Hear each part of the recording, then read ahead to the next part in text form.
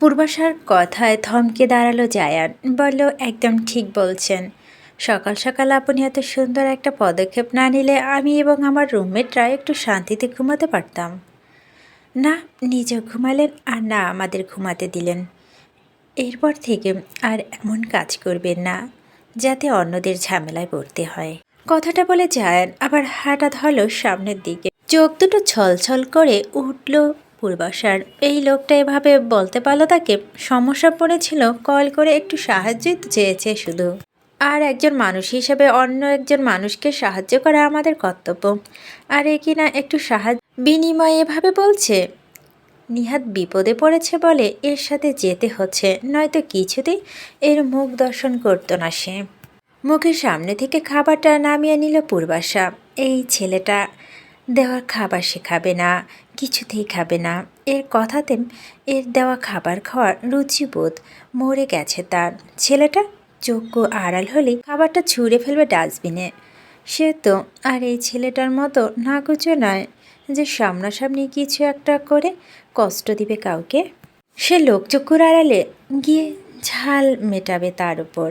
হাঁটতে হাঁটতে হঠাৎ আবার থমকে দাঁড়ালো জায়ান। ঘুরে তাকালো পূর্বাশার পানে। বলল, খাবারটা ফেলে দেওয়ার চিন্তা ভাবনা করছেন নাকি? এসব বাচ্চামো চিন্তা ভাবনা মাথা থেকে ছেড়ে ফেলুন। আপনাকে আমি মাথা মোটা ভেবেছিলাম, তবে এতটাও নয়। পূর্বাশা গোল গোল চোখে তাকালো জায়ানের পানে। সে মাথা মোটা, এত বড় অপমান তাকে। তবে হে যে মনে মনে খাবার ফেলে দেওয়ার পরিকল্পনা করেছিল, তাই ছেলেটা তা জানলো কিভাবে? ছেলেটা কোনো জাদু টাদু জানে নাকি মানুষের মন পড়তে পারে? হবে দুটোর একটা। পূর্বাশাকে এভাবে তাকিয়ে থাকতে দেখে তপ্ত নিঃশ্বাস ফেলো জায়ান। বলল, আপনি জানেন প্রতিদিন পৃথিবীতে কত মানুষ না খেয়ে থাকে? পেটের ক্ষুধা ধুকে ধুকে কঙ্কালে পরিণত হয়। আফ্রিকার দেশগুলোতে মানুষ মাটি খেয়ে বেঁচে থাকে। আফ্রিকা বাদ দিন, আপনার দেশের রাস্তাতে বের হলেই দেখবেন ছোট ছোট বাচ্চারা ছুটে আসে আপনার দিকে, করুণভাবে হাত পেতে বলে, আপা 2টা টাকা দেন, 2 দিন ধইরা না খাইয়া আছি। আমরা অনেক সময় দেই, অনেক সময় দেই না, ভাবি ওরা মিথ্যা বলছে। হ্যাঁ, অনেকেই মিথ্যা বলে, তবে সবাই না। ওদের মধ্যে বেশিরভাগ শিশুরাই না খেয়ে থাকে, দিনে একবেলা খাবার পর্যন্ত পায় না। আপনার হাতে ওইটুকু যে খাবার রয়েছে, ঠিক এইটুকু খাবারের জন্য দেখবেন রাতের আধারে রাস্তায় কুকুরগুলোর সাথে মানুষের ডাস্টবিনের ময়লা খুঁজছে যদি একটু খাবার পেয়ে যান। আর আপনি কিনা সেই খাবার পেয়ে ফেলে দিতে চাইছেন শুধুমাত্র কোনো এক তুচ্ছ মানবের ওপর ক্ষোভ প্রকাশ করতে। একটু থামলো জায়ান, আবার বলল, আপনি আমার উপর ক্ষোভ প্রকাশের জন্য এই খাবারটা ফেলে দিবেন, তারপর নিজের টাকা দিয়ে আবার খাবার কিনে খাবেন? না খেয়ে তো আর থাকতে পারবেন না।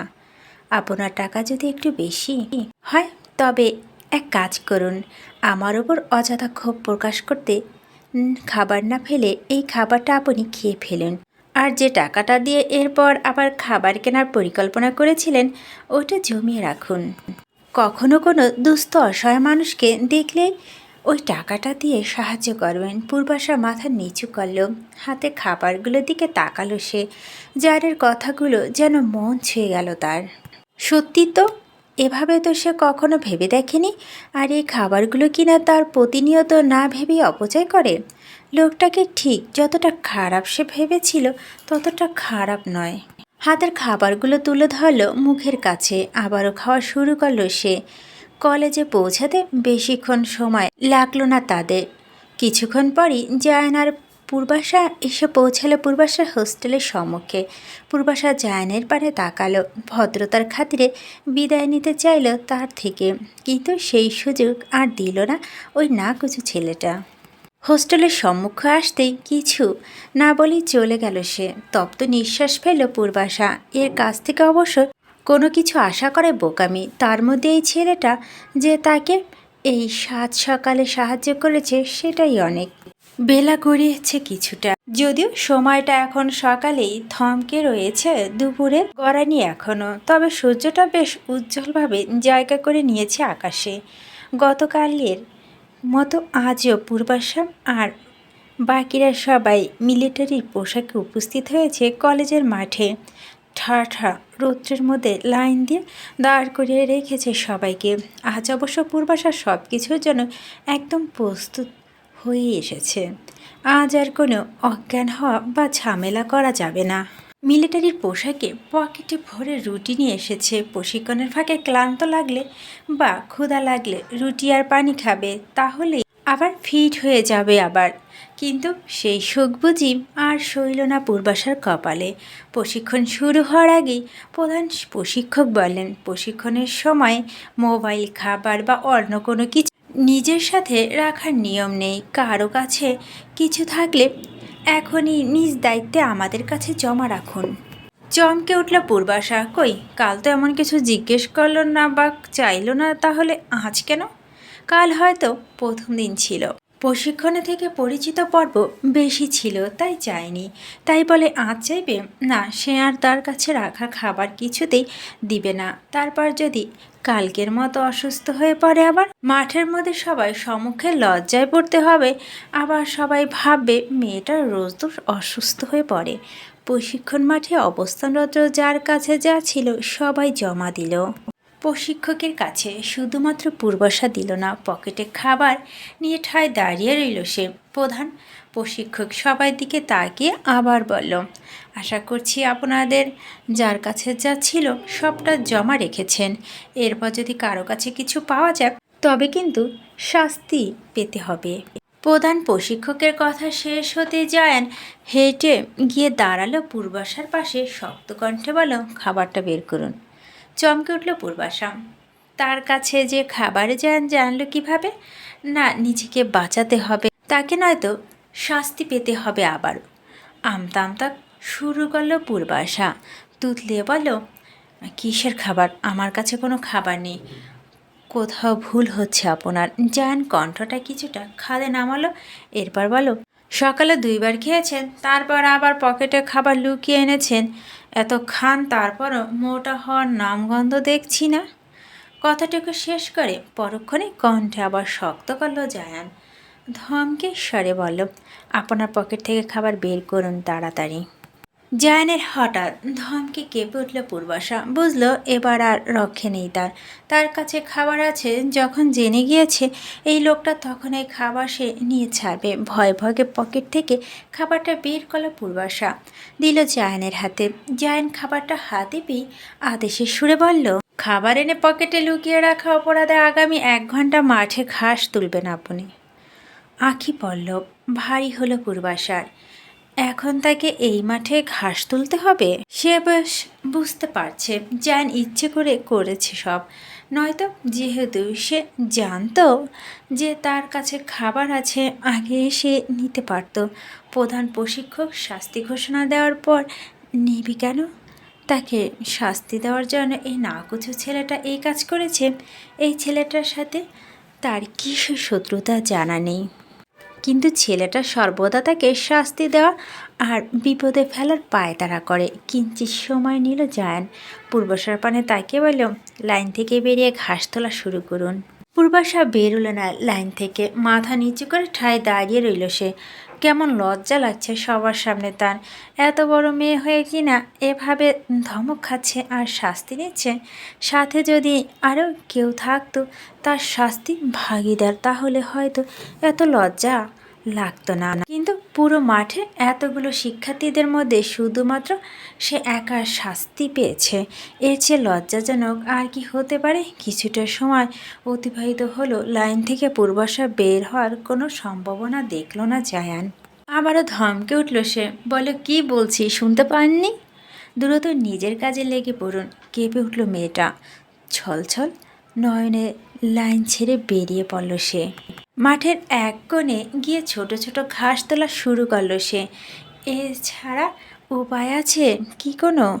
না চাইতো চোখ থেকে এক ফোঁটা অশ্রু গড়িয়ে পড়ে পূর্বাশার। হাতের উল্টো পিঠে চোখ মুছে আবার ঘাস তোলা শুরু করলো সে। খানিক সময়ের পর শুরু হলো শিক্ষার্থীদের মিলিটারি প্রশিক্ষণ। ঘাস তুলতে তুলতেই পূর্বাশা ঘাড় ঘুরিয়ে তাকালো সেই দিকে। দেখলো সবার পায়ের মধ্যে থেকে হাত দিয়ে ব্যাঙের মতো লাফ দিচ্ছে পুরো মাঠ জুড়ে। অনেকেই লাফাতে লাফাতে চিৎকার হয়ে পড়ছে, আবার উঠে দৌড়ে লাগাচ্ছে। অবাক হলো পূর্বাশা। জায়ান তাকে ঘাস তুলতে না দিল, তাকে তো করা রোদে ওদের মতো ওই ব্যাংলাপ দিতে হতো। এত বড় মাঠ জুড়ে নিমিষেই সকল মন খারাপরা আর কান্নারা যেন বিদায় নিল তাকে ছেড়ে। মনে মনে সে কৃতজ্ঞ হলো জায়ানের প্রতি। এই তীব্র রোদে ওই ব্যাঙের লাভের থেকে তো এই ঘাস তোলা ঢের ভালো। এমনি তো মাঠে ঘাস নেই বেশি, মাঠে বেশিরভাগ অংশেই ইট পাথর আর কনক্রিটের গড়া। ছেলেটা ওর খারাপ করতে গিয়ে যাক শেষ পর্যন্ত ভালোই করে দিল। তাকে শাস্তি দিতে গিয়ে কিছুটা পারল না। মনে মনে জায়ানকে ভেঙচি কাটল পূর্বাশা। তাকে শাস্তি দিতে গিয়ে কিছুই পারল না। মনে মনে জায়ানকে ভেঙচি কাটল পূর্বাশা। মেয়েটা ঘাস তোলার মধ্যিখানেই সেদিকে এগিয়ে গেল জায়ান। পূর্বাশা ফিরেও তাকালো না তার পানে, নিজ মনে ঘাস তুলছে সে। ভ্রু কুচকালো জায়ান, নিজের পা উঁচিয়ে এদিক ওদিকের ঘাস দেখিয়ে দেখিয়ে বলল, এখান থেকে তুলুন। পূর্বাশা দাঁতে দাঁত চাপল, নিঃশব্দে জায়ানের দেখানো ঘাসগুলোও তুলতে শুরু করল। জায়ান তাকালো পূর্বাশার পানে, বলল, ওভাবে দাঁতে দাঁত চাপবেন না, দাঁতগুলো ভেঙে যেতে পারে। এমনিই তো কালো, দৈহিক গড়নও তেমন ভালো নয়। উচ্চতাও ছোট খাটো, তার উপর যদি না থাকে দাঁত তাহলে তো কারো কাছে পাত্তাই পাবেন না। বিয়ে না করে সারাজীবন আইবুড়ো হয়ে থাকতে হবে। এইটুকু বলে থামল জায়ান। আখি পল্লব ভারী হল পূর্বাশার। পুরনো কষ্টগুলো যেন মাথাচাড়া দিয়ে উঠল আবারও। সে তো এখানে এসে সবার ভালো ব্যবহার পেয়ে নিজের অতীত, নিজের চেহারা, নক্ষত্রকে, নক্ষত্রের বলা কথাগুলো, সমাজের তিরস্কার সবটা বলেই বসেছিল প্রায়। যাকেই ছেলেটা তবুও তাকে মনে করিয়ে দিল সবটা। বুঝিয়ে দিল তার মতো মেয়েকে সব ভুলে খুশি থাকতে নেই।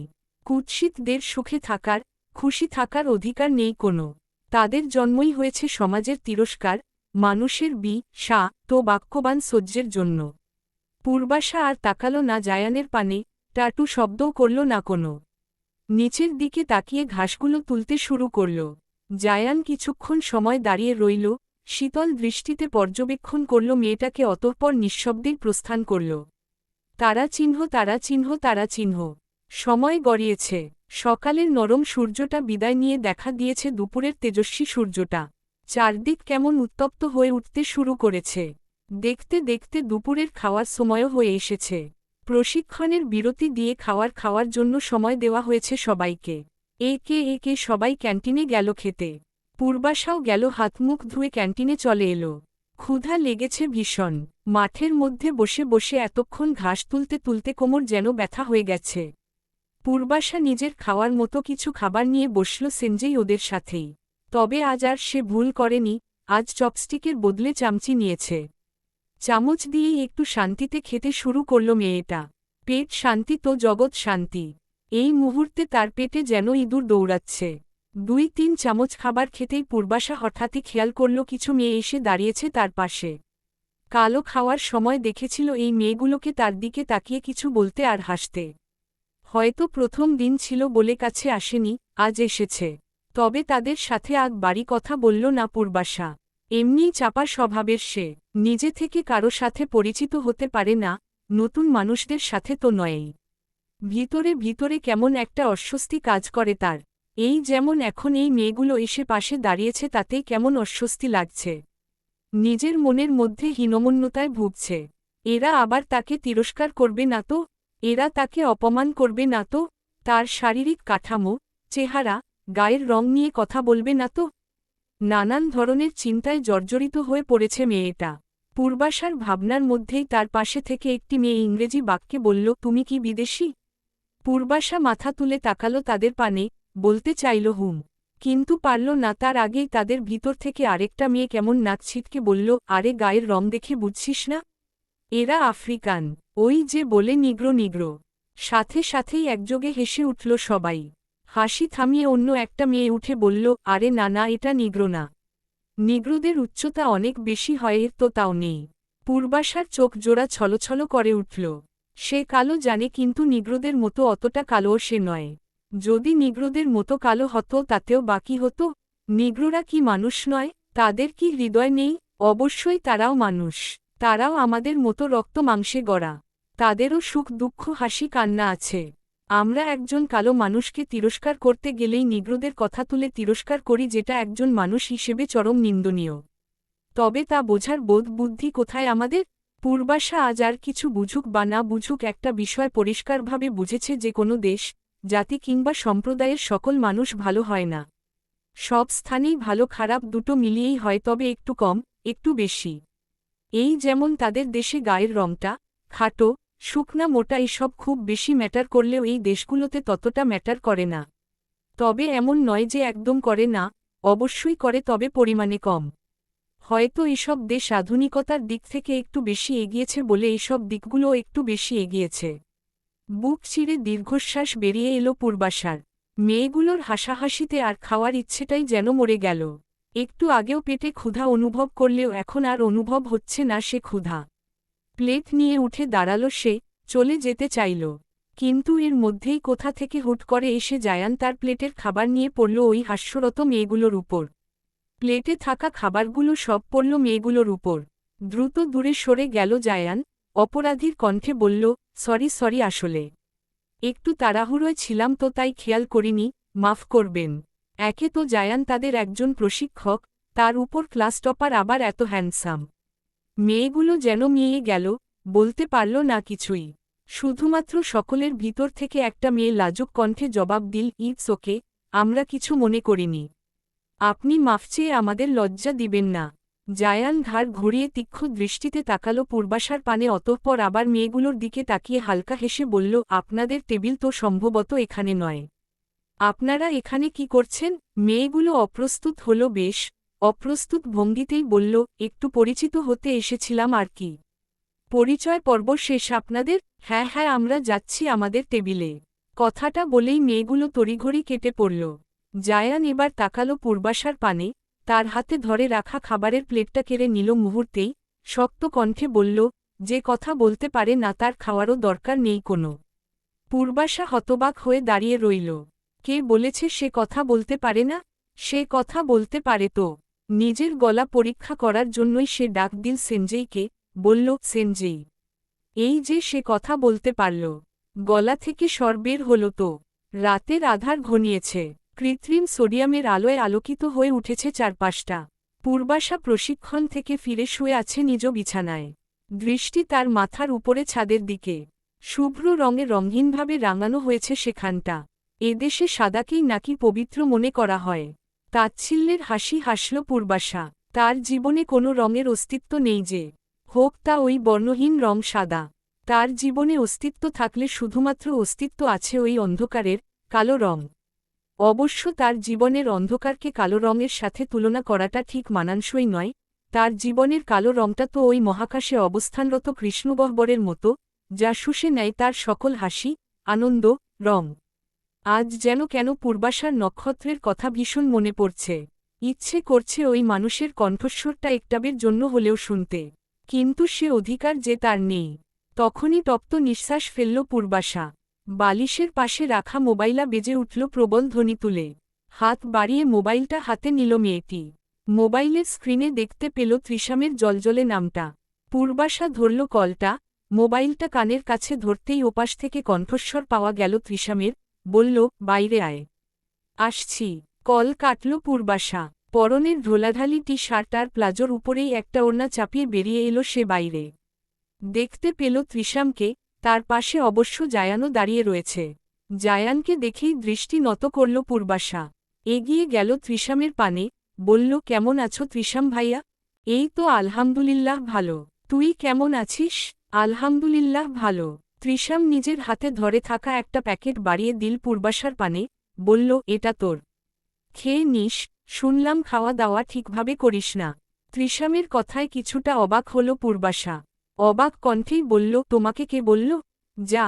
কথাটা আর সম্পূর্ণ করতে পারল না ত্রিশাম। তার আগেই, আহ করে ব্যথাতুর ধ্বনি তুলে লাফিয়ে উঠল সে। জায়ান পিছন থেকে চিমটি কেটেছে ত্রিশামের। যে চিমটির সুরে নেচে উঠেছে ছেলেটা। ত্রিশামকে লাফিয়ে উঠতে দেখেই ব্যস্ত হল পূর্বাশা, বলল, কি হলো ভাইয়া? ত্রিশাম তাকালো জায়ানের পানে। জায়ানের তীক্ষ্ণ দৃষ্টির কাছে চুপসে গেল ছেলেটা, মিনমিনে কণ্ঠে বলল, কিছু না। জায়ান এবার দৃষ্টি সরালো ত্রিশামের দিক থেকে, তাকল পূর্বাশার পানে। দৃষ্টিতে তীক্ষ্ণতা বজায় রেখেই সে বলল, বাংলাদেশ থেকে আসতে না আসতেই দেখছি তোর বোনের শরীরে আধুনিকার ছোঁয়া লেগেছে। 1 মাস যেতে না যেতেই পোশাক 3 পিস থেকে টি শার্টে নেমেছে। 1 বছর গেলে কি হবে কে জানে। জায়ানের কথাটা ঠিক পছন্দ হল না তৃষামের, মৃদু স্বরে ধমকে উঠল সে, বলল, জায়ান। পূর্বাশার সম্মুখে আর দাঁড়ালো চাইল না তৃষাম। আবার এই জায়ান কি বলতে কি বলে ফেলবে, তারপর কষ্ট পাবে মেয়েটা। এমনিই মেয়েটার জীবনে কষ্ট, তিরস্কারের কমতি নেই। তার থেকে এখান থেকে চলে যাওয়াই শ্রেয়। তৃষাম তাকালো পূর্বাশার পানে, বলল, খেয়ে নিস তাড়াতাড়ি। এখন আসছি আমরা। কথাটা বলেই চলে গেল তারা। তপ্ত নিঃশ্বাস ফেলল পূর্বাশা। সে আর গেল না ভিতরে। মনটা ভালো লাগছে না একটুও। হাতে খাবারের প্যাকেটটা নিয়েই আনমনে হাঁটা শুরু করল সে। হাঁটতে হাঁটতেই চলে এলো কলেজের মাঠের ভিতরের দিকটায়। এই রাতের বেলাতেও কৃত্রিম আলোর ঝলকানিতে চারদিকে বেশ উজ্জ্বল দেখাচ্ছে। বেশ অন্যরকম উজ্জ্বল আলোর ব্যবস্থা থাকা এখানে যেন এখনও দিনের আলোর মতোই চমৎকারভাবে সকল কর্মকাণ্ড সম্পন্ন করা সম্ভব। পূর্বাশা খুঁটিয়ে খুঁটিয়ে রাতের মাঠটা প্রদর্শন করতে করতেই সম্মুখে হাঁটছিল। হঠাৎ কোথা থেকে একটা সাইকেল এসে লাগিয়ে দিল তার গায়ে। ছিটকে মাটিতে পড়ল মেয়েটা। ব্যথাতুর ধ্বনি তুলল কণ্ঠে। সাথে সাথে সাইকেলটাও থামিয়ে দিল সাইকেল চালক। অস্থির ভঙ্গিতে সে নেমে এলো সাইকেল থেকে দাঁড়িয়ে। পূর্বাশার পানে তাকিয়ে চাইনিজ ভাষাতেই সে বলল, আপনি ঠিক আছেন? সম্মুখে কারো কণ্ঠস্বর শুনে মাথা তুলে তার পানে তাকালো পূর্বাশা। চোখের সম্মুখে দৃশ্যমান হল ছোট চোখের, ফর্সা লম্বাটে গড়নের এক চাইনিজ সুদর্শন যুবক। তবে তার ভাষা বুঝল না কিছুই। শুধু ফ্যাল ফ্যাল করে তাকিয়ে রইল যুবকের পানে। যুবক বোধহয় বুঝতে পারল পূর্বাশার মনের কথা, অথবা মেয়েটার চেহারা দেখেই সে বুঝে নিয়েছে মেয়েটা ভিনদেশী। এবার সে ইংরেজিতেই বলল, আপনি ঠিক আছেন? পূর্বাশা এবার বুঝল যুবকের কথা। সে মাথা ঝাঁকিয়ে বলল, হ্যাঁ ঠিক আছি আমি। কথাটুকু বলে পূর্বাশা একা একাই উঠার চেষ্টা করল, কিন্তু যুবকের চিন্তিত ভঙ্গি ঠিক হল না। হন্তদন্ত হয়ে সে হাত বাড়িয়ে দিল পূর্বাশার পানে, অপরাধীর স্বরে বলল, সরি। আমি আসলে খেয়াল করিনি। ভেবেছিলাম রাতের বেলায় মাঠে তো আর কেউ আসবে না, তাই চারদিকে খেয়াল না করেই সাইকেল চালাচ্ছিলাম। পূর্বাশা ধরল না যুবকের হাতটা। নিজেই ধীরে সুস্থে উঠে দাঁড়াল। ঠোঁট টেনে একটু হাসার চেষ্টা করে যুবককে অভয় দিয়ে বলল, সমস্যা নেই, ঠিক আছে। কথাটুকু শেষ করেই পা টেনে টেনে সামনের দিকে হাঁটা ধরল পূর্বাশা। যুবক আবার এগিয়ে এলো পূর্বাশার কাছে, বলল, আপনি তো পা টেনে টেনে হাঁটছেন, নিশ্চয়ই পায়ে ব্যথা পেয়েছেন? তাচ্ছিল্যের হাসি হাসল পূর্বাশা। বাংলাতেই বলল, আমার মনের ব্যথার কাছে এই ব্যথা যে কিছুই নয়, নিতান্তই ক্ষুদ্র। যুবক বুঝল না পূর্বাশার ভাষা। মাথা চুলকে সে ইংরেজি বাক্য বলল, কিছু কি বললেন? মৃদু হাসল পূর্বাশা, বলল, না। বলেই আবার হাঁটা ধরল মেয়েটা। ছেলেটাও তার পিছু পিছু হাঁটা ধরল। অপরাধীর কণ্ঠে আবার বলল, আপনি নিশ্চয়ই নিজের ব্যথার কথা বলতে লজ্জা পাচ্ছেন। সত্যিই আমি দুঃখিত, আমি বুঝতে পারিনি। এতবার সরি বলার কিছুই হয়নি। আমি ঠিক আছি। আপনি বরং আপনার সাইকেলটা দেখুন ঠিক আছে কিনা। কথাটুকু সম্পন্ন করেই একটু দ্রুত বেগে পা টেনে টেনে হেঁটে হোস্টেলের দিকে গেল সে। পূর্বাশা চলে যেতেই যুবকটিও এলো তার সাইকেলের কাছে। হঠাৎ মাঠের মধ্যে খেয়াল করল একটা খাবারের প্যাকেট পড়ে থাকতে। হয়তো একটু আগে অ্যাক্সিডেন্ট হওয়া মেয়েটার খাবার এগুলো। যুবকটি দ্রুত খাবার প্যাকেটটা হাতে তুলে নিল, দৌড়ে গেল পূর্বাশাকে খুঁজতে, কিন্তু পেল না।